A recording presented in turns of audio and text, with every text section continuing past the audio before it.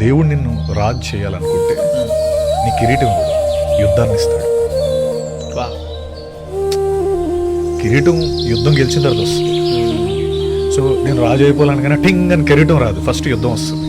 ఆ యుద్ధంలో నువ్వు విన్ అయితే నువ్వు రాజు అవుతావు. So life is all that, అంతే కదా.